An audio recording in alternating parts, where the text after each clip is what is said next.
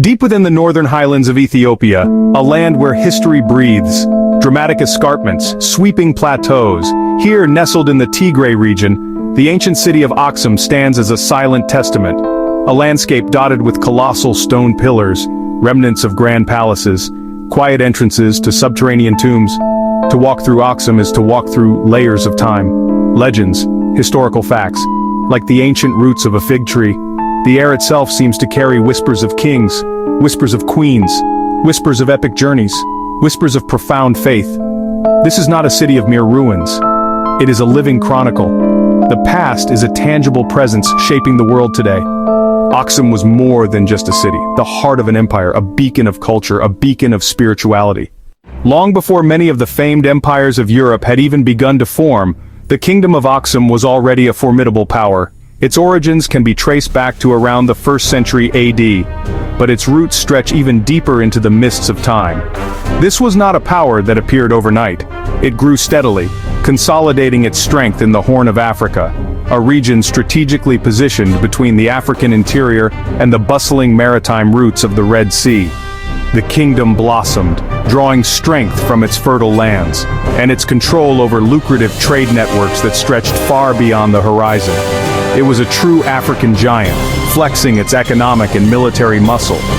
The Axumites were master strategists and ambitious rulers. They expanded their territory, eventually controlling lands that encompassed parts of modern-day Ethiopia, Eritrea, Sudan, and even across the Red Sea into the Arabian Peninsula. At its zenith, around the 3rd and 4th centuries AD, Aksum was considered one of the 4 great powers of the world, standing shoulder to shoulder with Rome, Persia, China. This was a civilization in its prime, confident and prosperous. Its rulers were not provincial chieftains but powerful monarchs who saw themselves as equals on the world stage, a fact they proudly proclaimed on their own coinage. The evidence of Aksum's power is etched into the very landscape. Aksum's story is a vital chapter in the history of our planet. Nowhere is the ambition of Aksum more visible than in its extraordinary stone monuments. The city is famous for its giant stelae, or obelisks. Aerial view of Aksum stelae field with wide shot of the ancient ruins and stone pillars across the landscape, which tower over the landscape like sentinels from a forgotten age. Close-up of single Aksum stelae showing intricate carving details and craftsmanship. These are not simple markers, they are monolithic marvels. Silhouette shot of stelae towering over plains at sunset, creating dramatic shadows. Carved from single colossal blocks of granite erected to honor the kingdom's rulers. Wide shot of ancient granite quarry showing large granite block extraction in historical context. The largest of them, the Great Stele, would have stood over 33 meters high, weighed more than 500 tons. Wide shot of the Great Stele at the historic Aksum site. Though it now lies broken on the ground, its sheer scale is staggering. Comparison shot showing measuring tall obelisk with person next to tall stele for scale. It remains the largest single piece of stone ever quarried and erected in the ancient world. Wide overview of broken stele on ground with panoramic view of stele ruins. These stelae are masterpieces of engineering and artistry. Close-up of huge stone weight comparison and heavy stone transport reenactment showing ancient techniques. They were designed to mimic multi-story buildings, intricately carved false doors at the base, detailed representations of windows on each level. Detail shot of stele carved stories showing Aksum stele stacked story carvings. More than memorials, symbolic stairways to the heavens. Close-up of carved false door on stele showing stele false door detail, connecting the living with the realm of gods and ancestors. Detail shot of stele carved windows showing Aksum stele window carvings. The precision, quarried, transported over several kilometers, erected without modern machinery. Close-up of ancient memorials and commemorative stone markers. Beyond the famous stelae, Aksum holds other architectural secrets. Beneath the ground lie elaborate underground tombs. Wide shot of Aksum archaeological site overview showing ruins with underground entrances. Burial chambers fit for kings and nobles. Entrance shot of Aksum underground tomb showing subterranean tomb Ethiopia.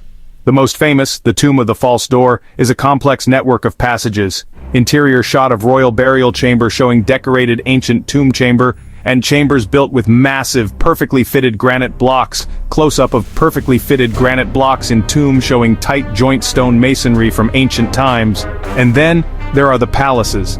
The ruins of Dungar, often called the Palace of the Queen of Sheba, reveal the scale of Axumite royal life.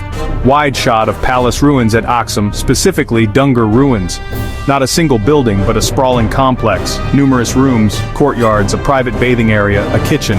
Aerial shot of sprawling ruins showing palace foundation scale and multi-building complex, built on a massive stone podium designed to elevate the royal family above the populace. Walk these foundations, imagine vibrant court life, the hustle of servants, grand ceremonies in now silent walls. Aksum's architecture was a language of power, written in stone. Slow tracking shot over stone foundations with people walking over archaeological foundations, ending with dramatic stylized sunsets showing long shadows and monumental stone inscription atmosphere. The immense wealth that funded Aksum's monumental architecture flowed from its mastery of trade. The kingdom was perfectly positioned to act as a middleman between the riches of the African continent and the great empires across the seas. From the interior came a steady stream of precious goods: gold, ivory, rhinoceros horns, tortoise shells. These were commodities highly prized in the markets of the ancient world, and Aksum controlled the gateways through which they passed. The kingdom's merchants were shrewd and well-traveled. Aksum's primary port, Adulis, on the Red Sea coast, was a vibrant cosmopolitan hub. Here, ships from all corners of the known world dropped anchor. Roman galleys arrived laden with textiles, glassware, and wine. Traders from India brought fragrant spices, silks, and precious stones. Traders from Arabia arrived with their wares. In the bustling markets of Adulis, languages from 3 continents mingled as deals were struck and fortunes were made. The Axumites exported their African treasures and imported luxury goods for their elite. This constant exchange also led to an exchange of ideas, technologies, and cultures. The kingdom's economic sophistication is perhaps best demonstrated by its coinage. Around the late 3rd century AD, Aksum began to mint its own currency in gold, silver, bronze. This step facilitated trade and served as powerful propaganda. The coins featured portraits of the reigning king, often wearing a crown or a distinctive headcloth. Coins inscribed in Greek. Later coins inscribed in Ge'ez. By issuing its own currency, Aksum declared itself a sovereign and equal player in the global economy, on par with Rome. This intricate web of trade was the lifeblood of the empire, sustaining the monarchy, funding the army, and enabling magnificent monuments. The echoes of its ancient marketplaces can still be heard, a testament to a time when an African kingdom held the keys to a vast commercial empire. In the 4th century AD, a profound transformation swept through the kingdom of Aksum, one that would alter its destiny forever. This was not a change brought about by conquest or trade, but by faith. The story begins with 2 young Christian boys from Tyre, Frumentius and Odysseus, who were shipwrecked on the Red Sea coast and brought to the royal court in Aksum. Their intelligence and integrity impressed the king, and they were given positions of great responsibility. After the king's death, Frumentius became a tutor and advisor to the young heir, Prince Ezana, and the queen regent. It was through this relationship that the seeds of Christianity were planted at the very heart of the empire. As Prince Ezana grew to manhood, the influence of his Christian tutor Frumentius deepened. When Ezana finally ascended to the throne, he made a momentous decision. He declared Christianity the official state religion of the kingdom of Aksum. This made Aksum one of the very first states in the world to formally adopt the Christian faith, even predating the Roman Empire's official conversion. King Ezana's conversion is documented on his later coins and stone inscriptions, where the traditional Axumite symbols of the crescent and disc were replaced by the Christian cross. A new spiritual dawn had broken over the Ethiopian highlands. The adoption of Christianity had far-reaching consequences. It strengthened Aksum's diplomatic and cultural ties with the Christian Byzantine Empire, Rome's eastern successor, creating a powerful Christian axis across the Red Sea. New churches were built, and monasteries were established, becoming centers of learning and art. The Bible was translated into the local Ge'ez language, an enormous scholarly undertaking that helped to preserve the language and create a rich literary tradition that continues to this day. This early embrace of Christianity is a cornerstone of Ethiopia's national identity. The story of Aksum is therefore not just one of political and economic power, but also a profound spiritual journey that continues to resonate powerfully in the modern nation of Ethiopia. The history of Aksum is deeply entwined with legends of biblical proportions, stories that blur the line between myth and historical possibility. The most famous of these is the tale of the Queen of Sheba, known in Ethiopia as Makeda. According to the Ethiopian national epic, the Kebra Nagast, this powerful queen journeyed from her kingdom in the south to Jerusalem to witness the wisdom of King Solomon. She was so impressed by his knowledge and piety that she converted to his faith. The two had a son, Menelik, who would become the first emperor of Ethiopia. But, this foundational story does not end there. When Menelik grew to be a young man, he traveled to Jerusalem to meet his father Solomon. Upon his departure, the legend states that he secretly brought the Ark of the Covenant with him back to Ethiopia. The Ark, the sacred chest said to contain the stone tablets of the Ten Commandments, was believed to have been housed in Solomon's temple. According to Ethiopian tradition, this holiest of relics was brought to Aksum and placed in a specially built sanctuary, where it has been guarded by a succession of sworn virgin monks for thousands of years. This belief is not a casual piece of folklore. It's a central tenet of faith for millions of Ethiopian Orthodox Christians. While historians and archaeologists debate the literal truth of these legends, their importance to Aksum and Ethiopia is undeniable. The story of the Queen of Sheba and King Solomon provides a direct lineage for the Ethiopian monarchy, legitimizing a dynasty that, with some interruptions, ruled for nearly 3 millennia until the fall of Emperor Haile Selassie in 1974. It connects the nation's history directly to the world of the Old Testament, giving it a unique and sacred place in the broader narrative of Abrahamic faiths. The legends are a source of immense national pride and cultural identity. Today, the claimed presence of the Ark of the Covenant makes Aksum one of the holiest places on earth for Ethiopian Christians. The Ark is said to be kept in a small guarded chapel next to the Church of Our Lady Mary of Zion.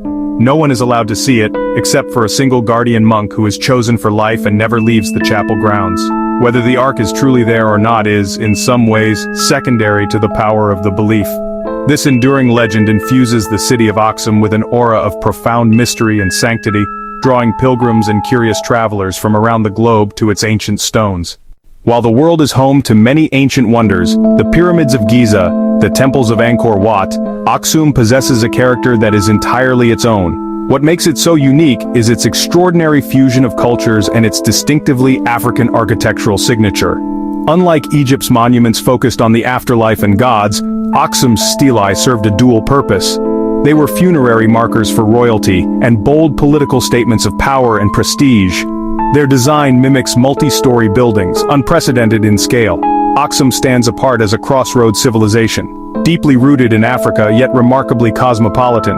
Its art, its language, and its religion reflect influences from Africa, Arabia, and the Greco-Roman world. Greek and Ge'ez appear together on coins and inscriptions. The blending shows in its ruins. The grand scale of its palaces might echo Near Eastern forms, but the techniques and materials are African. Aksum innovated by reinterpreting ideas. Its spiritual legacy is key. Rome, Persia eventually adopted Christianity, but Aksum was among the very first states to convert. The Ethiopian Orthodox Tewahedo Church created an ancient, unbroken tradition, with rituals and liturgy largely unchanged for over 1,600 years. Aksum is both an archaeological site and the living heart of an ancient Christian community. The enduring mystery of the Ark of the Covenant gives Aksum unparalleled mystique. Other sites have legends, but none claim such a relic. That belief turns the city into active, sacred power. Its unique monolithic architecture, its role as a cultural crucible, its ancient Christian heritage, and its link to the Ark, give Aksum its unique fingerprint. It must be understood on its own remarkable terms. Like all great empires, the golden age of Aksum eventually came to an end. The decline wasn't a single dramatic event, but a slow, complex process over centuries, starting around the 7th century AD. One major factor, the rise of Islam. Another, the expansion of Arab power across the Middle East and across North Africa. New Islamic caliphates took control of Red Sea trade routes. Aksum's economic lifeline was severed. The great port of Adulis was destroyed. The kingdom became isolated from maritime commerce. Economic isolation forced a strategic shift. The center of the state moved southward, away from the coast, deeper into the defensible highlands. A move for survival. The focus shifted from international trade to local agriculture. Aksum's cosmopolitan culture waned. The minting of coins ceased. Monumental building projects halted as resources dwindled and politics changed. Environmental factors likely contributed. Centuries of intensive farming strained the land. Deforestation to fuel industry and construction worsened things. This led to soil erosion and lower agricultural yields. Periods of reduced rainfall, climate change, made it worse. Sustaining a large urban center became harder. The city shrank. Grand palaces fell into disrepair. People dispersed into the countryside seeking fertile land. By the 10th century, Aksum had effectively collapsed. New dynasties ruled from the highlands, but Aksum's legacy endured. It stayed the spiritual and ancestral heart of Ethiopia. New rulers, the Zagwe dynasty and the Solomonic dynasty, drew legitimacy from Aksum and its Christian traditions. The decline was a transformation, the end of one magnificent chapter and the start of another in Ethiopia's long, resilient story. Today, the ancient city of Aksum stands as a powerful symbol for Ethiopia and for the world. For Ethiopians, it is the cradle of their civilization, the sacred origin point of their faith and national identity. The stories of Ezana, the Queen of Sheba, and the Ark of the Covenant are not just historical footnotes, they are living narratives that continue to inspire a deep sense of pride and cultural continuity. Aksum is a tangible link to a glorious past, a reminder of a time when their ancestors commanded a great empire and stood as equals with the major powers of the ancient world. It is the bedrock upon which modern Ethiopia is built. For the rest of the world, Aksum fundamentally challenges outdated and simplistic narratives about African history. It is irrefutable proof of a powerful, sophisticated, and literate African civilization that thrived long before the colonial era.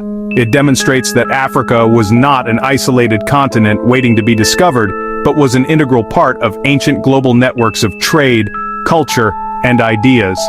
The story of Aksum enriches our understanding of human history as a whole, reminding us that great empires rose and fell in all corners of the globe, each contributing its unique genius to our shared heritage. Recognized as a UNESCO World Heritage Site, Aksum is a treasure that belongs to all of humanity. Its preservation is a crucial task, not only to protect its magnificent monuments from the ravages of time, but also to ensure that its stories continue to be told. The ongoing work of archaeologists in Aksum continues to uncover new secrets, adding fresh layers to our understanding of this complex society. Each new discovery, whether a tomb, a coin, or a simple piece of pottery, helps us to piece together a more complete picture of this incredible chapter in our collective past. Ultimately, Aksum matters because it inspires wonder. To stand in the shadow of a 1,700-year-old stele, carved from a single piece of stone and raised with forgotten technologies, is to feel a profound sense of connection to the ingenuity and ambition of our ancestors. It is a lesson in resilience, a story of a kingdom that rose in the African highlands, shaped the course of history, and left behind a legacy that continues to awe and inspire us. Aksum is more than a collection of ruins. It is a timeless monument to the enduring power of the human spirit.